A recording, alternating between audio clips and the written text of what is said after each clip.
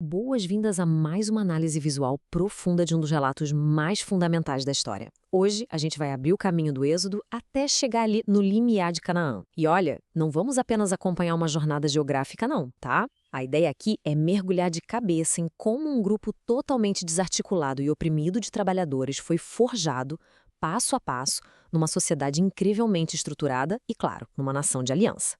Sem dúvida, uma história fascinante sobre como a identidade de um povo inteiro pode ser completamente transformada.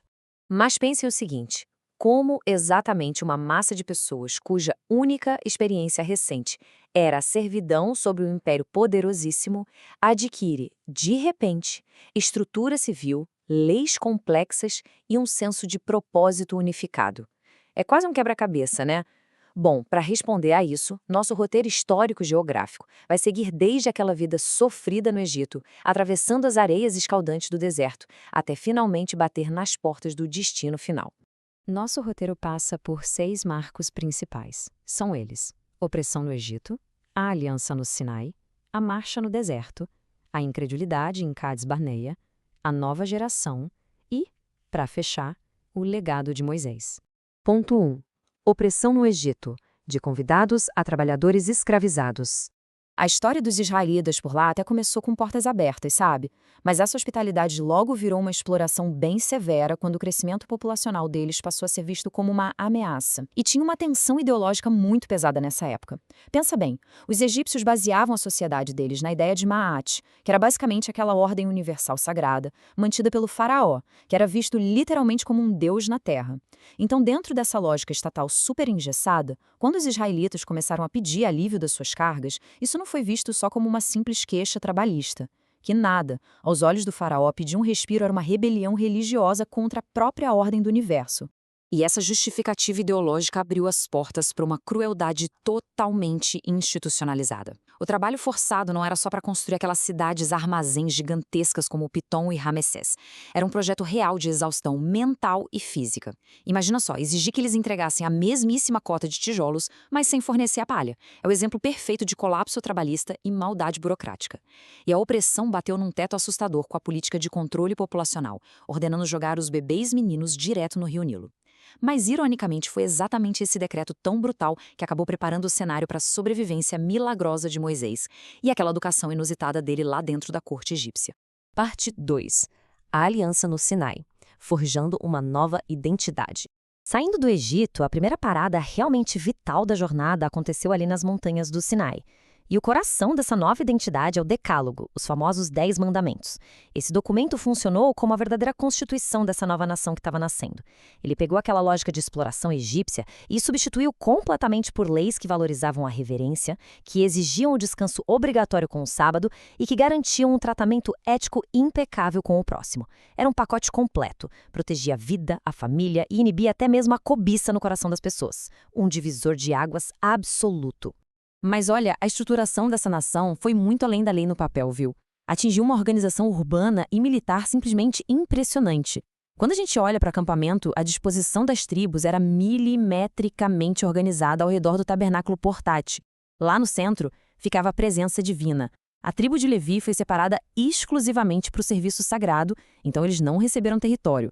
Só que, para manter aquele número simbólico fortíssimo de 12 tribos, os 2 filhos de José, Efraim e Manassés, foram elevados ao status de tribo.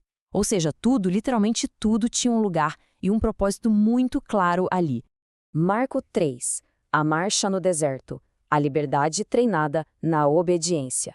Com as leis em mãos e o acampamento arrumadinho, a galera começou a se mover. Mas olha, o deserto se transformou rapidinho numa sala de aula extremamente dura. Rolava uma tensão constante entre aquele progresso disciplinado e uma nostalgia muito perigosa. É a grande ironia da condição humana, não é mesmo? O descontentamento trouxe à tona queixas sobre as famosas panelas de carne do Egito. Isso prova que é infinitamente mais fácil tirar o povo do cativeiro do que arrancar a mentalidade de cativeiro de dentro deles. Aquele passado romantizado quase afogou a vontade de ir para frente.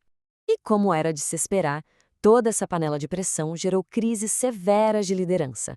O peso de guiar um povo tão instável forçou Moisés a delegar o poder, dividindo estruturalmente a responsabilidade dele com 70 anciãos. Mas Ao mesmo tempo em que a liderança civil precisava crescer, Moisés teve que bater o pé e defender seu chamado único contra ataques que vieram de onde ele menos esperava, de dentro da própria família. A gente vê isso claramente com a contestação da irmã e do irmão dele, Miriam e Arão, lá em Hazerote. O deserto estava literalmente obrigando a estrutura hierárquica a amadurecer na marra. Parte 4. Incredulidade em Cádiz Barneia, o portal para a Terra Prometida. Essa caminhada toda levou o povo até o oásis de Cádiz Barneia, que era a fronteira imediata, o portal do destino final. E lá, 12 espias foram enviados para fazer o reconhecimento topográfico da região. Só que o contraste na volta deles foi gritante. 10 desses caras espalharam um pânico absoluto pelo acampamento, contando histórias de cidades impenetráveis e habitantes gigantescos, assustando todo mundo. Mas apenas 2 deles, Josué e Caleb, olharam para a mesma paisagem, só que com a lente da confiança na promessa divina e insistindo que sim, eles poderiam avançar. A tragédia inteira desse episódio se resume neste número aqui: 40. A grande maioria cedeu ao pânico e àquela vontade irracional de voltar para o Egito. E a consequência disso? Uma sentença pesadíssima de 40 anos vagando pelo deserto. O objetivo era literalmente esperar até que toda aquela geração adulta e incrédula falecesse naturalmente, atrasando a entrada na Terra em 4 décadas. Pensa só, um caminho que deveria ser curto foi transformado em uma longuíssima marcha fúnebre. E durante esses 40 anos, a rebeldia, infelizmente, não tirou férias.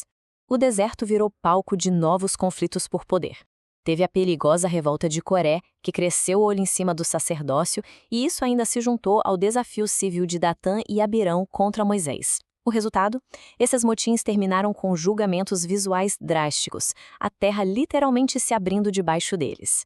Mas aí, num contraste lindíssimo que encerrou de vez qualquer disputa de autoridade, aquela vara de madeira sem vida que pertencia a Arão não só brotou, como floresceu e deu amêndoas do dia para a noite. Uma confirmação inquestionável de quem era a liderança escolhida. Marcos 5. A nova geração entrando na herança. O tempo passou e uma nova geração tomou a frente da marcha, agora equipada com as histórias dos pais e, claro, com as próprias experiências de provisão ali nas areias. Mesmo assim, eles ainda precisavam de algumas lições finais.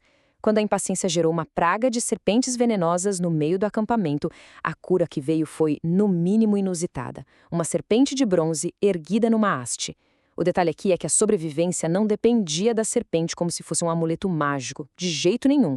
Dependia inteiramente de a pessoa direcionar um olhar obediente de confiança para a provisão estipulada lá do alto. Era sobre obedecer, não sobre mágica.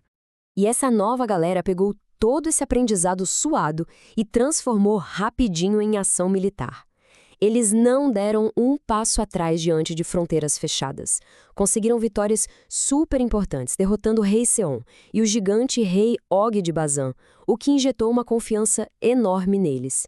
Mais do que isso, essas vitórias garantiram as primeiras distribuições territoriais concretas a leste do Rio Jordão para Ruben, Gade e para meia tribo de Manassés. Eles já estavam, na prática, pisando na própria herança. E, finalmente, o Marco 6, o legado de Moisés, o líder no limiar. O peso da liderança, pessoal, cobrava um preço implacável. Bem quando eles estão chegando às portas de Canaã, nosso foco volta para a conclusão um tanto trágica da jornada pessoal de Moisés. Lá no incidente das águas de Meribá, sob uma pressão gigantesca, ele cometeu um erro. Em vez de falar à rocha como tinha sido instruído, ele foi lá e feriu a rocha. Aquele único ato de desobediência deixou claríssima uma regra soberana: não existem exceções. Ele ensinou da forma mais dolorosa possível que nem os maiores privilégios de liderança apagam a necessidade de prestar contas. E o preço? Moisés não cruzaria a fronteira final. Sabendo o que ia acontecer, a preparação que Moisés faz é uma verdadeira aula magna de sucessão civil estruturada. Primeiro, ele revisita e reafirma toda aquela legislação do Sinai no livro de Deuteronômio, garantindo que o esqueleto ético da nação continuasse de pé depois que ele partisse. Depois, ele faz uma transferência de poder pública e super tranquila, impondo as mãos sobre Josué. E aí, finalmente, ele sobe lá no Monte Nebo para dar uma última olhada, bem comovente, naquela terra que foi a esperança da vida dele inteira, antes de descansar em paz. A magnitude do trabalho que esse homem fez simplesmente não tem paralelo na história antiga documentada ali na região. Pensem bem, ele pegou uma força de trabalho cativa e oprimida, conquistou a liberdade deles, virou legislador, estruturou todo mundo socialmente e religiosamente, e ensinou aquelas pessoas a serem um povo de verdade. Moisés partiu, mas deixou uma nação completa, totalmente funcional e pronta ali, bem na beiradinha do destino que eles aguardaram por décadas a fio. A gente fecha essa análise olhando para frente, mas com a bagagem de tudo o que formou esse povo. Essa saga inteira de 40 anos joga um holofote gigante na nossa própria condição humana. A grande reflexão que fica é, quando os portões do futuro e do desconhecido se abrem na nossa frente, a gente se move na direção da promessa ou deixa o medo nos empurrar de volta para aquela familiaridade confortável do passado? O legado do Êxodo mostra que a escolha, no fim das contas, é sempre, inevitavelmente, nossa. Muito obrigado por acompanharem essa exploração de hoje e até a próxima.